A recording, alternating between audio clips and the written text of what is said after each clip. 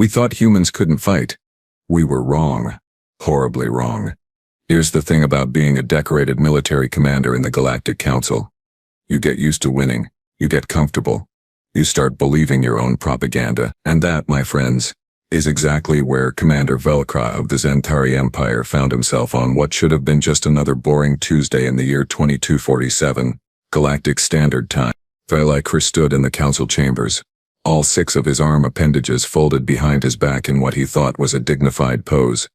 His purple carapace gleamed under the artificial lights polished to perfection by his attendants that morning. Around him, the 73-member species of the Galactic Council muttered and chirped and buzzed their approval. They were discussing Earth. Again, always Earth. Commander Velcro. High Chancellor Morpton wheezed from her floating platform, her gaseous form swirling with what passed for excitement among her people. The Council has reached a unanimous decision. The planet designated Earth, Sol System, Orion Arm, will be annexed into Council territory. You will lead the operation. Velcro didn't even blink. With respect, High Chancellor, this seems like overkill. The humans haven't even achieved faster than light travel. Their weapons are chemical-based. Chemical.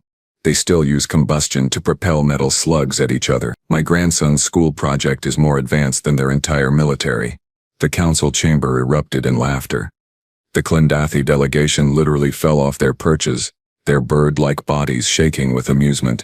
Even the stoic Grimlock ambassador allowed himself a guttural chuckle that sounded like rocks grinding together. Precisely why this will be a simple operation. Morpton replied, her form pulsing with colors that indicated smug satisfaction. We've run the simulations 47 times. Maximum resistance duration is estimated at 4.2 hours. Their infrastructure will be intact. Their population will submit once they understand the futility of resistance. It will be the easiest annexation in council history. Velcro wanted to argue. He really did.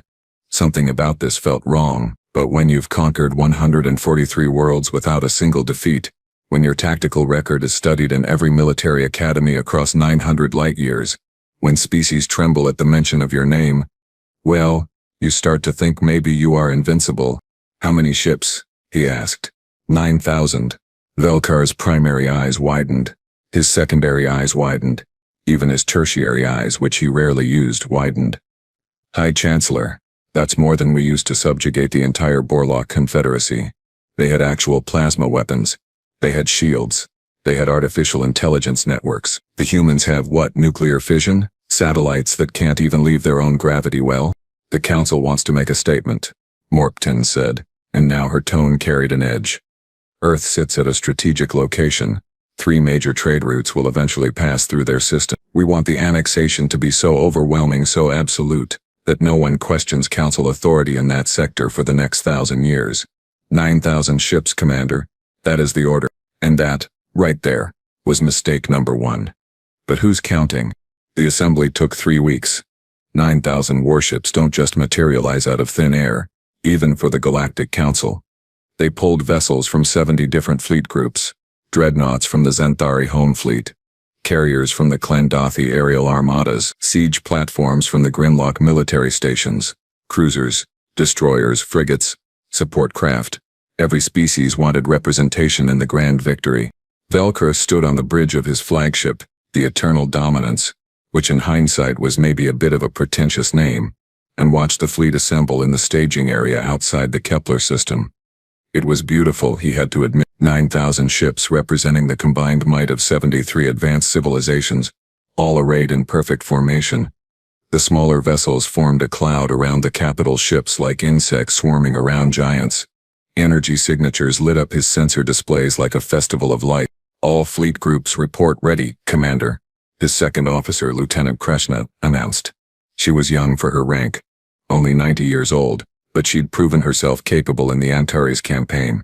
Her scales were still bright green, not yet dulled by age and too many battles. Set course for the Sol system, Velcro ordered. Standard approach vector. Let's get this over with. I want to be back home before the seasonal hibernation starts. The fleet entered faster than light travel in perfect synchronization. It was the largest military force ever assembled for a single operation in council history. Historians were already writing the textbooks. Poets were already composing odes to the inevitable victory. Somewhere, Probably. Someone was designing the commemorative medals. The trip took 6 hours. They dropped out of FTL at the edge of the Sol system, right on schedule, right on target, exactly as planned. Valkyra's sensors immediately began cataloging the system. 8 planets. Well, technically 9 if you counted that weird dwarf planet the humans seemed oddly attached to. Primitive satellites in orbit around the 3rd planet. Basic radio transmissions. Chemical rocket technology. Life signs on the 3rd planet. Valkyra asked. Approximately 8 billion, Commander. The sensor officer reported. Concentrated in large population centers. No orbital defenses detected. No weapons platforms. No energy shields. Sir, they don't even have a unified planetary government. They're divided into nearly 200 separate political entities that apparently spend most of their time arguing with each other. More laughter on the bridge. This was going to be easier than expected. Open a channel, Velkar ordered. All frequencies. Let's offer them the chance to surrender before we have to get unpleasant. That's when the humans responded. And that, my friends, was when everything went sideways. The response from Earth came exactly 7 seconds after Velkar opened the channel. 7 seconds. Not 7 minutes. Not 7 hours. 7 seconds. Which should have been the first clue that something was very, very wrong. Unidentified vessels. This is Earth Defense Command. Sector 7, North American Union. The voice was female, calm, almost bored.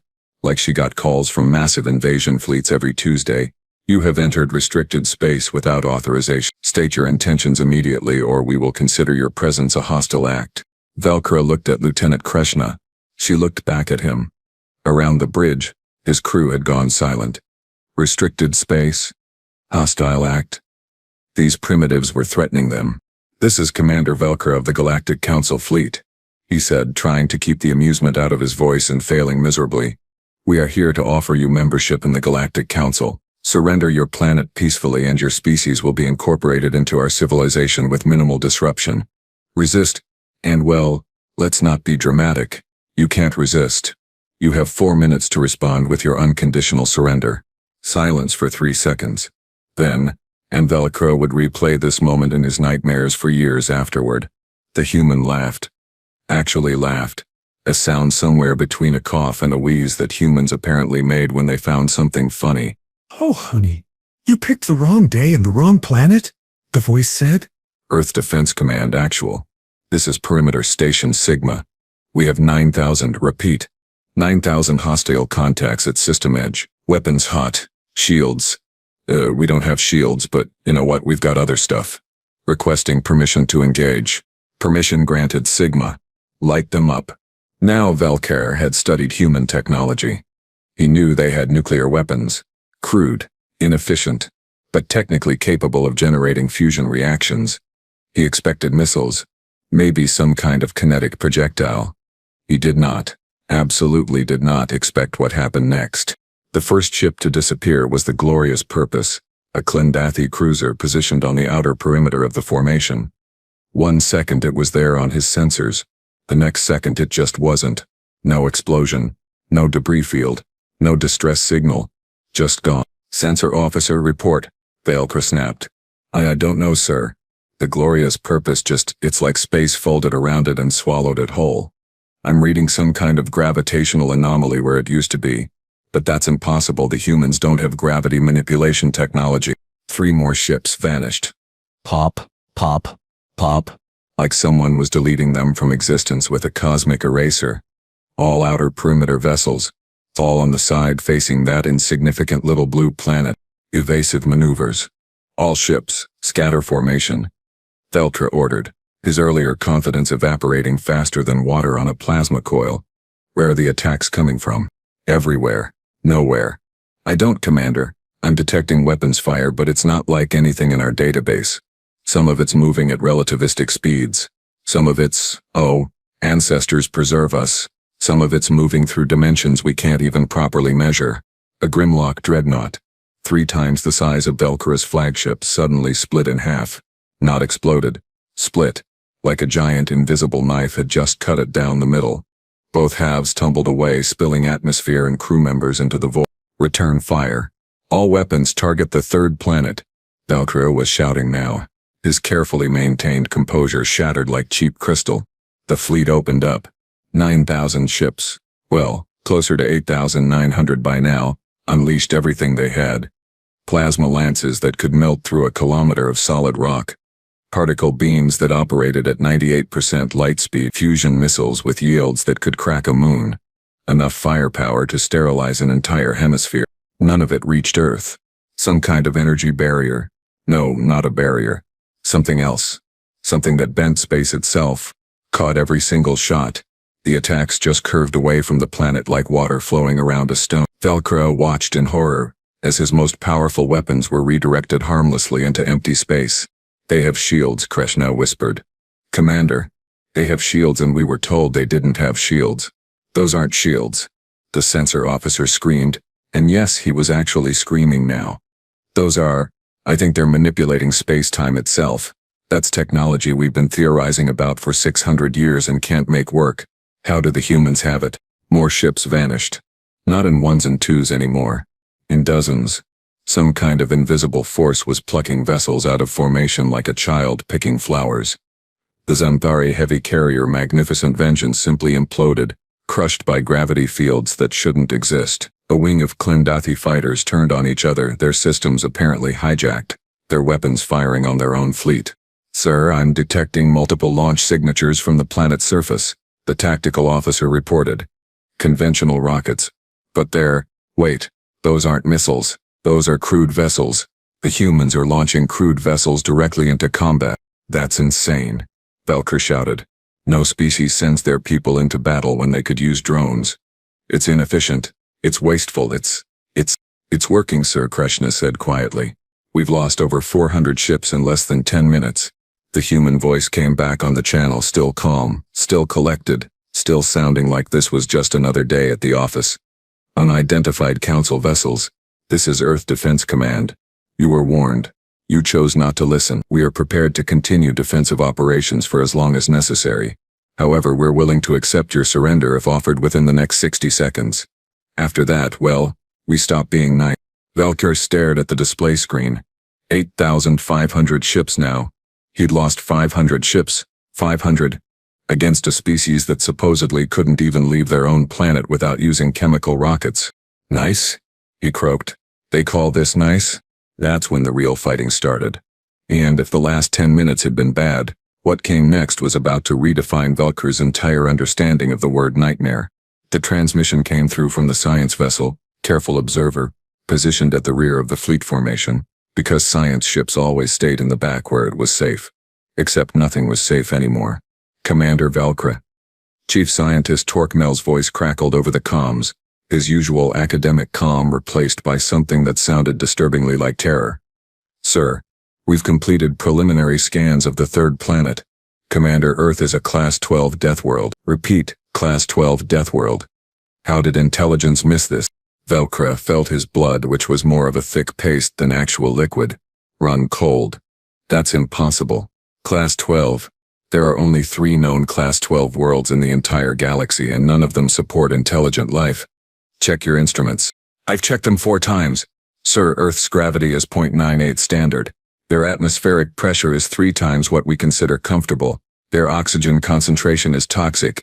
They have weather systems that generate enough kinetic energy to level cities. Their oceans are filled with sodium chloride. Do you understand what I'm saying, Commander? These humans evolved in conditions that would kill most council species in minutes. Oh no. Velkra pulled up Earth's environmental data on his command display, data that intelligence had apparently skimmed over because surely primitive species couldn't be dangerous. His primary eyes widened as he read the numbers. Then his secondary eyes widened, his tertiary eyes just closed because they couldn't handle the stress.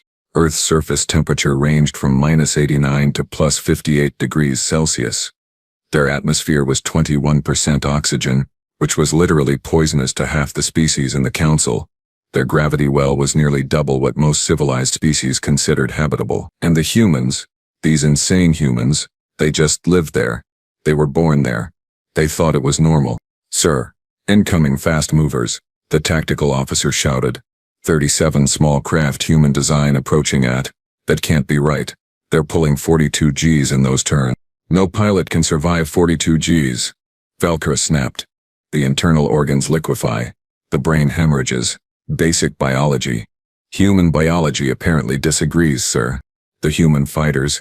And Velcro used that term loosely because they looked more like flying bricks with engines strapped on, tore through his formation like predators through a school of prey fish.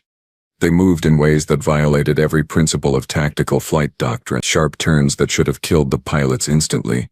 Acceleration that should have turned them into paste against their seats. And they were laughing. The comm channels picked up their communications, and the insane humans were laughing and whooping like they were having fun. Fox 2, Fox 2, one human pilot shouted, whatever that meant, and a Klendathi destroyer just ceased to exist in a ball of nuclear fire. Splash one bogey, another human voice yelled. These alien ships got no maneuverability. It's like shooting fish in a barrel. A wing of council fighters moved to intercept. They were piloted by the Yenth, a species with 4 eyes and reaction times 3 times faster than most organic beings. The humans blew through them like they weren't even there. 5 Yenth fighters destroyed in as many seconds. How are they moving like that? Krishna whispered, watching the display in horror. Tarkamel's voice came back, shaky and horrified. Because they evolved under 0.98 gravity. Their bones are 3 times denser than ours.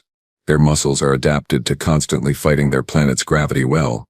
What we consider crushing G-forces, they experience as mild discomfort, and their reaction times, oh ancestors, I'm looking at biological data we captured.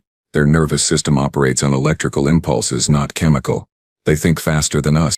More ships disappeared. A Grimlock siege platform which had armor plating thick enough to wade through an asteroid field, was struck by something the sensors identified as a metal rod. Just a rod. No explosives. No energy weapon.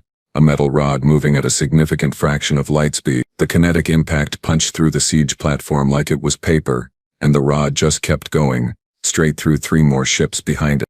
They're throwing rocks at us. Valkyr's weapons officer sounded personally offended. Advanced. Very fast rocks. But rocks. And it's working. Sir, we're receiving a data burst from the Eternal Victory, the communications officer reported. The Eternal Victory was a scout ship that had tried to approach Earth's moon for a closer look. Tried being the operative word. It's a recording. Automated beacon. Oh no. Play it, Velcro ordered. Though part of him already knew he didn't want to hear this. The voice of Captain Neltro filled the bridge, distorted by static and what sounded like weapons fire. This is Captain Neltro of the Eternal Victory. We attempted a close approach to the human lunar colony. The colony is military, I repeat. Their moon is a military installation. How? They have mass drivers. They have fusion plants. They have, ancestors. They have soldiers in armored suits. The suits are 8 feet tall. The humans inside are using weapons that fire depleted uranium rounds, and they're just walking in vacuum like it's nothing. They boarded my ship. They're cutting through bulkheads with handheld plasma torches. How do they have plasma technology when intelligence said they don't? They're in the corridor outside the bridge. They're no, stay back, we surrender. The recording ended with sounds that Velikar really wished he could unhear. Commander, we're receiving casualty reports from all fleet groups, Krishna said, her voice barely above a whisper. 2,147 ships destroyed or missing. 3,600 damaged. Field Marshal Grontok is requesting permission to retreat. So is Admiral Kelmra. Sir, half the fleet commanders are requesting retreat authorization. We have 7,000 ships, Velker said, trying to convince himself more than anyone else. They can't. They're still primitives. They still use chemical rockets for basic spaceflight. We just need to. Sir, sensors are detecting a new launch from Earth. The sensor officer interrupted. Multiple launches. Hundreds of launches. Their commander. Their ICBMs. Intercontinental ballistic missiles. Nuclear warheads.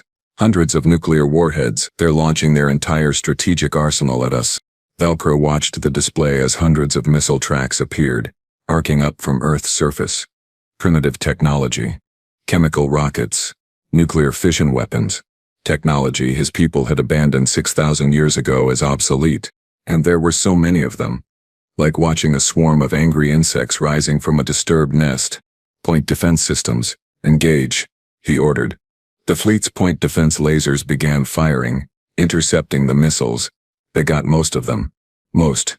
But when you launch hundreds of warheads, most isn't good enough. 37 missiles made it through, 37 nuclear explosions blossomed among his fleet like deadly flowers. Ships died, not from the nuclear fire itself, which their shields could handle, but from the electromagnetic pulses that fried systems, from the debris that peppered hulls at high velocity, from the simple overwhelming violence of that many explosions in that small a space. "Sir, incoming transmission from High Chancellor Morpton," the communications officer said.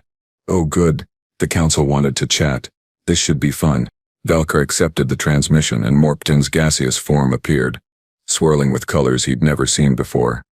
Colors that probably meant something very bad. "Commander Valkyr, what is happening? We're receiving reports of massive casualties. How have you lost 2,000 ships to a primitive species?" "With respect," High Chancellor Valkyr said, and he was surprised by how calm his voice sounded. "They're not primitive, they're Deathworlders, and we just kicked a hornet's nest. A very large, very angry, very well-armed hornet's nest.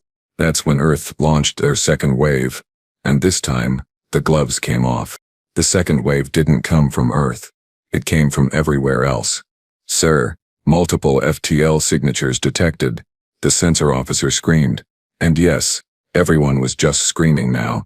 Military discipline had gone out the airlock somewhere around the 2,000 casualty mark.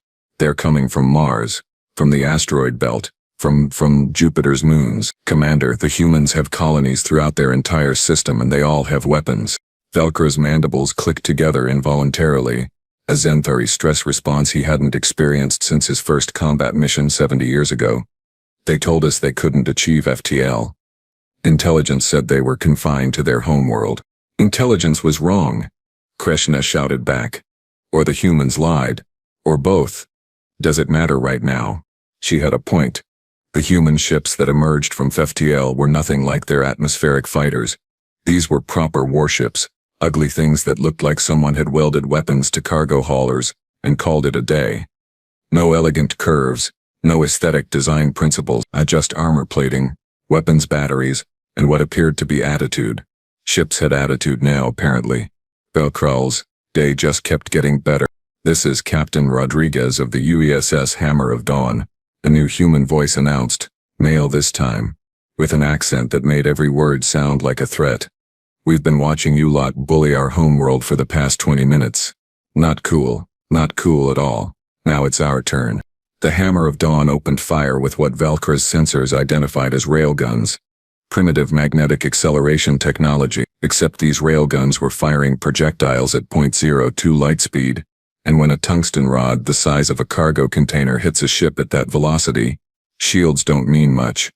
The Zenthari cruiser Magnificent Fury took a direct hit to its reactor section. The resulting explosion was visible even without sensors. "All ships return fire," Valkyr ordered.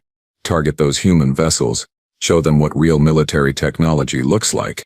His fleet opened up with everything they had: plasma lances, particle beams, fusion missiles, the works. The humans responded by doing something that made absolutely no tactical sense. They charged. Not away. Not evasive maneuvers. Directly toward the incoming fire. And their ships were fast. Impossibly fast. They accelerated like nothing Valkyr had ever seen, pushing G-forces that should have been impossible for vessels that size. One human destroyer. UESS Reckless Abandon, which was apparently what humans named their military vessels when they wanted to give enemy commanders anxiety, took 3 plasma lance hits directly to the bow. The armor melted. The ship kept coming. Weapons at 60% capacity, the human captain reported over open comms. Casual as could be. Still got 40%. That'll do. The Reckless Abandon slammed into a Klindathi carrier at ramming speed. Both ships exploded in a fireball that registered on every sensor in the system. Suicide attack. The humans had just performed a suicide attack. On purpose. As a tactic. "They're insane," Valkyr's tactical officer shouted. "They're deliberately sacrificing their ships." "And it's working," Kushna added grimly. That carrier had 140 fighters on board. More human ships emerged from the outer system. These ones were different, smaller, faster.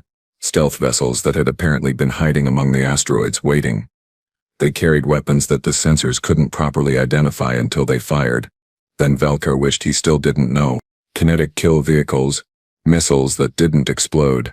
They just hit. At relativistic speeds. And when something hits at relativistic speeds, It doesn't need explosives. The energy of the impact does all the work. 3 Grimlock dreadnoughts, pride of their fleet, shattered like dropped pottery. A Yenth battle station, which was basically a mobile fortress, developed a hole clean through its center section. Straight through, the projectile punched through one side and out the other, and just kept going into space. All fleet groups, execute retreat pattern, Gamma. Velcro finally ordered, the words tasting like ash in his mouth. Fall back to rally point Theta. We need to regroup. Sir, the humans are pursuing. Sensors reported. They're not letting us disengage. Of course they weren't. Why would anything go right today? The human forces pressed their advantage like they'd been studying Council retreat tactics for years.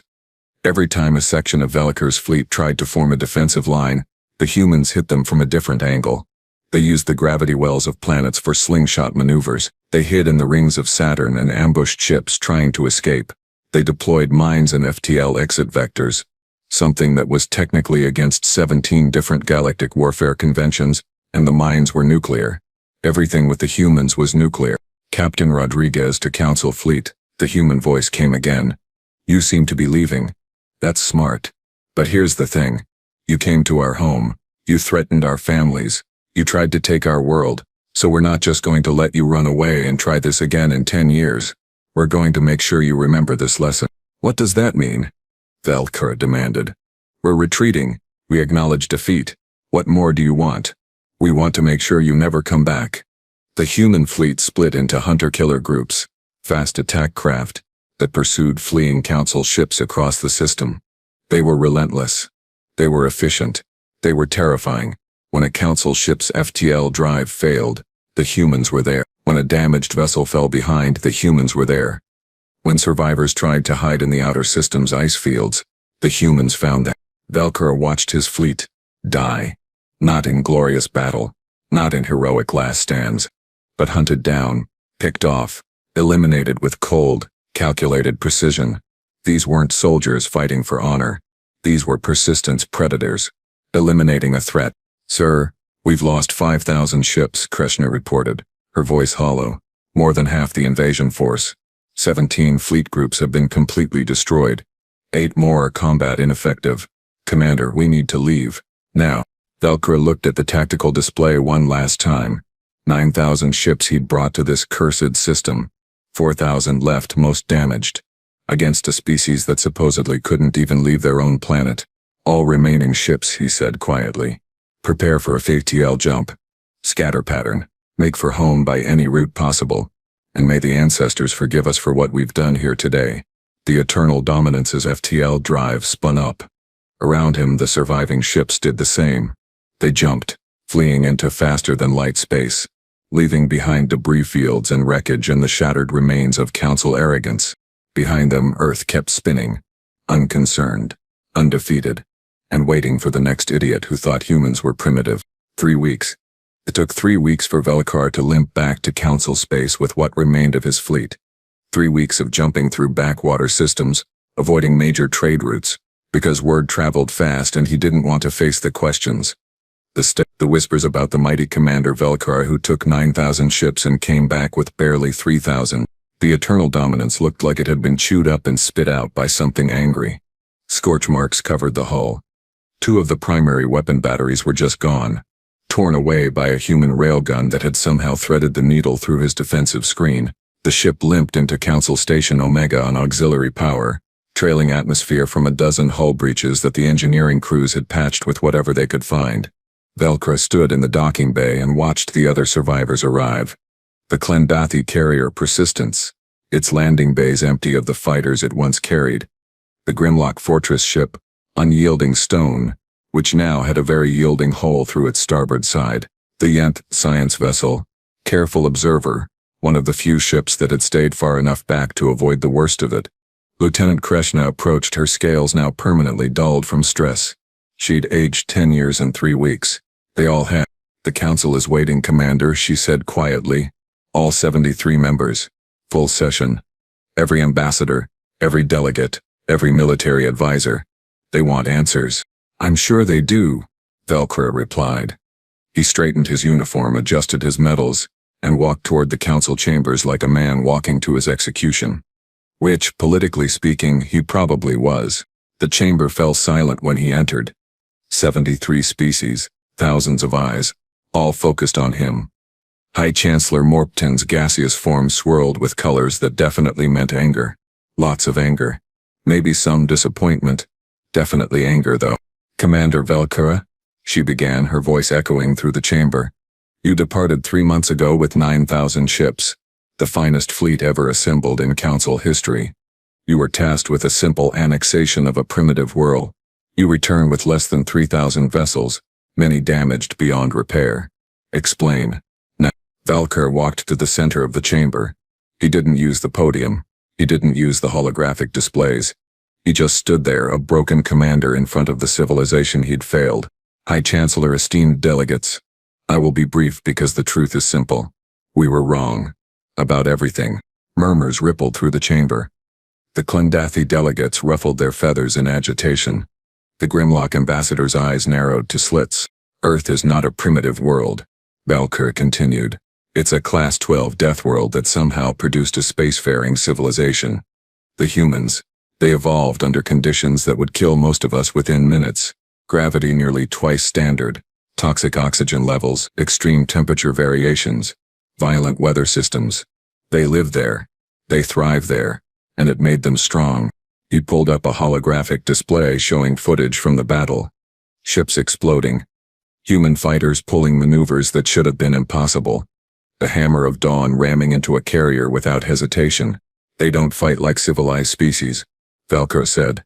"They don't value efficiency or preservation of resources. They value victory, at any cost. They have weapons we abandoned millennia ago as primitive, and they've perfected them. Nuclear weapons aren't a deterrent to humans. They're a tactical option. Kinetic weapons aren't inefficient. They're devastating, and they're not afraid to die. Not even a little bit." "This is absurd," the Grimlock ambassador growled. "You had overwhelming numerical superiority. Superior technology. How could primitives defeat the Council fleet?" "Because they're not primitives," Velkura snapped, his composure finally breaking. "That was our mistake. We saw chemical rockets and assumed they were backwards. We saw nuclear fission and assumed they were centuries behind us. We never asked why a species stuck on one planet developed weapons capable of destroying that planet 12 times over. We never questioned why they had so many ways to kill each other. It's because their entire evolution was a fight for survival against their own world." He pulled up more footage. Human soldiers in armored suits boarding Council ships. Human pilots laughing as they executed impossible maneuvers.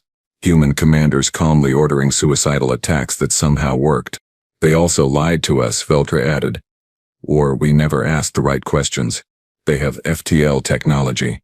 They have colonies throughout their system. They have military installations on their moon, on Mars and the asteroid belt. They've been preparing for this, for first contact with hostile aliens. They planned for it. They trained for it. And when we showed up with 9,000 ships thinking we'd crush them in 4 hours, we're ready." The chamber erupted in chaos. Delegates shouting over each other, some demanding a second invasion with proper preparation, others calling for immediate fortification of Council borders.